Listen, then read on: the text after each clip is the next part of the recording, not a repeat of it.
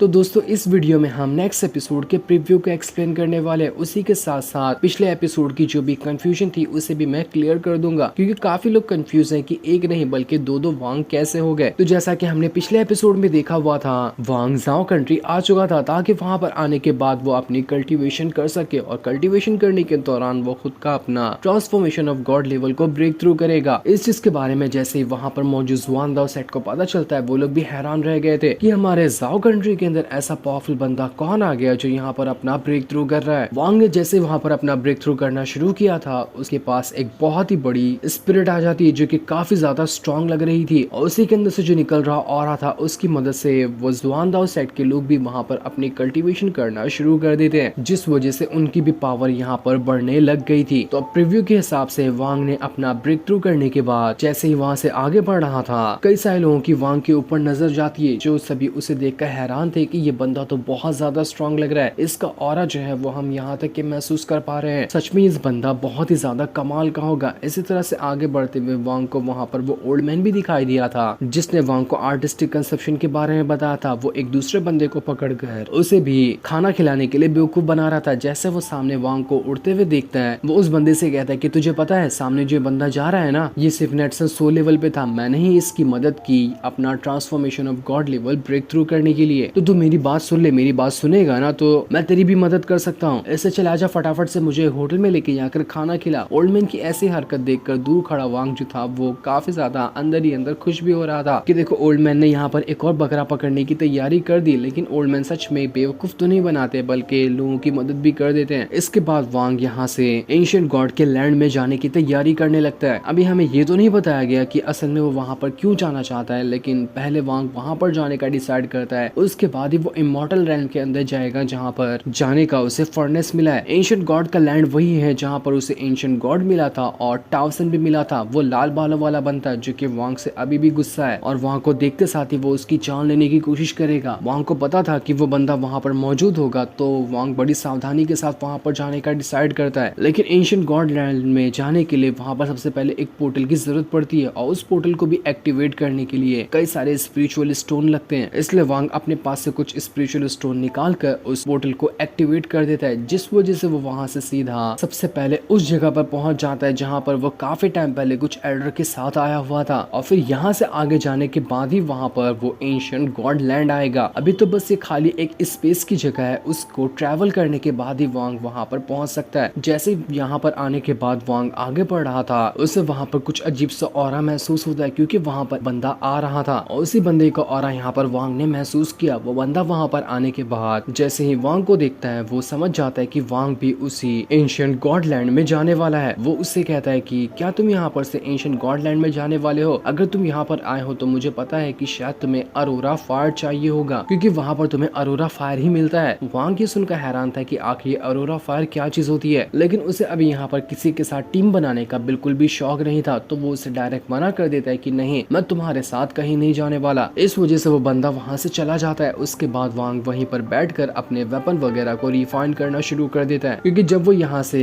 Immortal realm के अंदर जाएगा तो वहां पर जाने के बाद उसे कई सारी चीजों की जरूरत पड़ेगी। इस वजह से उसके पास जितने भी वेपन वगैरह थे वो उन सभी को रिफाइन करने का काम शुरू कर देता है, ताकि कम से कम ये वेपन तो उसका साथ दे उस इमॉर्टल रैल्म के अंदर। वांग जैसे यहाँ पर ये कर रहा था, उसे सामने से एक मेंढक भागते हुए आकर दिखाई देता है। वो बहुत ही ज्यादा बड़ा और काफी खतरनाक भी लग रहा था, जिस मेंढक के पीछे एक पावरफुल ड्रैगन पड़ा हुआ होता है, और उसी से बचकर वो मेंढक बचने की कोशिश कर रहा था। वहां पर अपने पास से एक स्पिरिचुअल रिंग निकालता है और उसके अंदर उस मेंढक को डाल देता है, जिस वजह से वो मेंढक वहां पर बच चुका था। इसके बाद हो सकता है कि वांग की किसी और के साथ फाइट भी होगी, क्योंकि प्रीव्यू के अगले सीन में हमने वांग को बहुत सारी सोल को बाहर निकालते हुए देखा था, जो सभी वॉन्डरिंग सोल होती है, यानी कि भटकती हुई सोल। ये तो नहीं पता चलता कि वो किसके ऊपर अटैक करना चाह रहा है, लेकिन उसने यहाँ पर बहुत सारी सोल को बाहर निकाल लिया था। जिसके बाद प्रीव्यू के नेक्स्ट सीन में हम वांग को उस एंशिएंट गॉड लैंड से बाहर आता हुआ देखते हैं, यानी कि शायद जिस काम के लिए वो गया होगा उसने अपना काम पूरा कर दिया, और उसके बाद वो उस जगह से बाहर निकल कर आ चुका है। बाहर निकल कर आने के बाद वांग उसी फर्नेस को बाहर निकालता है जो वुटाई से उसे मिला था। उसके सामने एक 7 कलर की स्पिरिचुअल लाइट थी, जिसके अंदर से बहुत ज्यादा ऑरा बाहर निकल रहा था। तो वांग उस फर्नेस को उसी स्पिरिचुअल लाइट के अंदर डाल देता है। इसके बाद हमें एपिसोड में ही पता चलेगा कि क्या हुआ। शायद इससे पोर्टल बनने वाला होगा, जिसकी मदद से वांग इमॉर्टल रैल्म के अंदर जा सकता है। लेकिन जैसे वांग वहाँ पर जाने वाला था उससे पहले उसे वापस से ओल्ड मैन की आवाज सुनाई देती है कि जहाँ पर भी जा रहे हो ना, मैंने जो तुम्हें हेड दी है उसका अच्छे से इस्तेमाल करना, वरना तुम बहुत बुरा फंस जाओगे, क्योंकि अगर किसी ने तुम्हारी आइडेंटिटी जान ली तो तुम्हारे लिए मुसीबत हो सकती है। इसलिए वांग अब जहाँ पर जाने वाला था वहाँ पर जाने से पहले वो सामुराई हैट निकाल लेता है जो कि ओल्ड मैन ने उसे दी थी, और उस सामुराई वाली हैट को पहनने के बाद वांग वहाँ से आगे बढ़ चुका था। अब जहाँ पर भी वांग जा रहा है वो जगह और ज्यादा खतरनाक होने वाली है, इसलिए उसे पहले अपनी आइडेंटिटी छुपाने की जरूरत पड़ गई। लेकिन प्रीव्यू में तो नहीं दिखाया गया कि असल में वांग यहाँ से कहाँ पर जा रहा है, लेकिन जहाँ पर भी वो जा रहा था वहाँ पर जाने की उसने तैयारी पूरी कर ली थी। जिसके बाद यहाँ से ये प्रीव्यू तो एंड हो जाता है। तो अब हम यहाँ पर बात करते हैं कि पिछले एपिसोड में क्या हुआ। तो शायद आपको याद होगा जब वांग ने फूजियान को मारा था तो उसके बाद वो एक जगह पर आ गया था ताकि वहाँ आने के बाद वो अपना क्लोन बना सके, क्योंकि उसे हेवन की अंडरस्टैंडिंग चाहिए थी। उसके बाद ही वो अपना transformation of god level breakthrough कर सकता था। तो उसने अपना क्लोन बनाया और उस क्लोन को एक्सपीरियंस करने के लिए भेज दिया ताकि वो हेवन की अंडरस्टैंडिंग हासिल कर सके। उसी क्लोन ने दारियो उसके परिवार के साथ काफी सारे साल गुजारे और वही क्लोन था जो आगे चलकर एकदम व्हाइट कपड़े और व्हाइट बालों में ट्रांसफॉर्म हुआ। जब उसने अपना आर्टिस्टिक कंसेप्शन बनाना सीखा तो ये जो व्हाइट कपड़े वाला वांग है वो एक क्लोन है। अगर आपने पुराने एपिसोड को अच्छे से देखा होगा तो आपको समझ आया होगा कि ये एक क्लोन ही था और उसकी ओरिजिनल बॉडी जो है उसने अभी तक के काले कपड़े पहने, क्योंकि फूजियान से फाइट करने के दौरान भी उसने काले ही कपड़े पहने थे। तो इसकी मदद से आप अच्छे से समझ पाएंगे कि व्हाइट कपड़े वाला क्लोन है और काले कपड़े वाला ओरिजिनल बॉडी है। हेवन की अंडरस्टैंडिंग किसने हासिल की थी? क्लोन ने। इस वजह से क्लोन यहाँ पर अपना ब्रेक थ्रू करने वाला था। और एंशिएंट गॉड की जो मेमोरी की पावर थी वो किसके अंदर गई थी? वो ब्लैक कपड़े वाले यानी कि ओरिजिनल बॉडी के अंदर। तो इस वजह से जब यहाँ पर ब्रेक थ्रू होने वाला था तो दोनों का ब्रेक थ्रू होने वाला था। व्हाइट कपड़े वाला जो कि क्लोन है वो अपना हेवन के अंडरस्टैंडिंग के साथ अपना अलग ब्रेक थ्रू करता और ओरिजिनल बॉडी जो है वो अपना अलग ब्रेक थ्रू करेगी जो कि एंशिएंट गॉड की कल्टीवेशन के हिसाब से है। आगे जो हमें स्टोरी दिखाई जाएगी वो क्लोन के हिसाब से यानी कि व्हाइट कपड़े वाले वांग के हिसाब से ही दिखाई जाएगी। तो आप ज्यादा इसी पे फोकस करना, क्योंकि ये पहली बार का नहीं है। वांग आगे भी चलकर और भी कई सारे क्लोन बनाएगा। वांग के क्लोन बनाने का मतलब यही है कि उसके जो अलग अलग क्लोन है ना वो अपनी लाइफ में अलग तरह के एक्सपीरियंस हासिल कर सके और क्लोन उसके पावरफुल बनते जाए, क्योंकि बाद में एक ऐसा भी टाइम आएगा जब वांग की जो ओरिजिनल बॉडी है वो सारे के सारे क्लोन को अपने अंदर संभालेगी। और जब ये काम होगा ना तो वांग के पास अकेले की खुद की कल्टीवेशन नहीं रहेगी, बल्कि उसके क्लोन ने जितनी भी अलग अलग तरह की कल्टीवेशन की है वो सब उसके अंदर मिल जाएगी। और तब जो वांग के पास पावर होगी ना वो